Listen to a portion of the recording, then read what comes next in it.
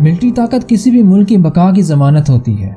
یہ فوجی طاقت جتنی زیادہ مضبوط اور طاقتور ہوگی وہ ملک اتنا ہی دشمن کے حملوں سے محفوظ رہ سکتا ہے۔ اس ویڈیو میں آپ دیکھ سکیں گے یہ رشیا اور یوکرین کی آرمی کا تقابلی جائزہ، کون زیادہ طاقتور ہے اور کون کم۔ 1991 میں سوویت یونین کے ٹوٹنے کے بعد جو نئے ممالک وجود میں آئے ان میں ایک یوکرین بھی تھا۔ پچھلے 10 سالوں میں رشیا اور یوکرین دوسری مرتبہ ایک دوسرے کے آمنے سامنے آ گئے ہیں۔ 1914 میں ہونے والی جنگ میں روس نے یوکرین کے ایک حصے پر قبضہ کر لیا تھا جو تاحال روس کے پاس ہی ہے۔ بات کریں یوکرین کی تو وہ ہر لحاظ سے آٹے میں نمک کے برابر ہے۔ امریکہ کے بعد رشیا دنیا کی دوسری بڑی فوجی طاقت ہے جس کے پاس قریب 10 لاکھ ایکٹیو ملٹری پرسنلز ہیں، وہ فوجی جو حاضر سروس ہیں، اور 20 لاکھ کے قریب ایسے افراد موجود ہیں جنہیں پچھلے 5 سال میں فوجی ٹریننگ دی گئی اور ضرورت پڑنے پر انہیں بھی استعمال کیا جا سکتا ہے۔ اب بات کرتے ہیں یوکرین کی جو فوجی طاقت میں روس سے کئی گنا کم ہے۔ اس کے ایکٹیو ملٹری پرسنلز کی تعداد قریب 2 لاکھ ہے اور 9 لاکھ ریزرو ٹروپس موجود ہیں جنہیں پچھلے 5 سالوں میں فوجی ٹریننگ دی گئی۔ اگر دونوں افواج کو مزید کلاسیفائی کیا جائے تو رشیا کے پاس 2,80,000 کی آرمی جبکہ یوکرین کے پاس 12,560 فوجی ہیں۔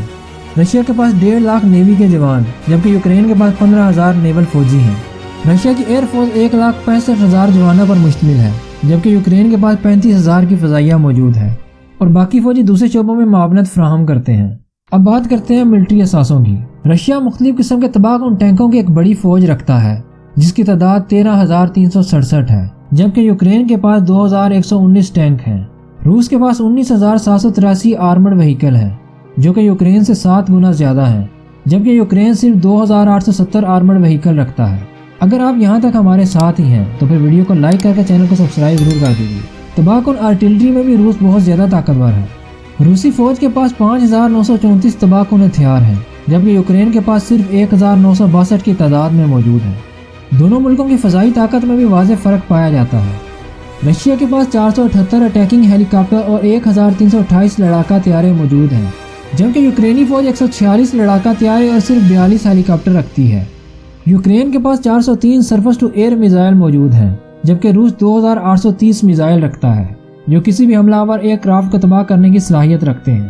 اگر یوکرین فضائی حملہ کرنے کی کوشش کرتا ہے تو روس کے پاس دنیا کا بہترین ایئر ڈیفنس سسٹم S-400 موجود ہے۔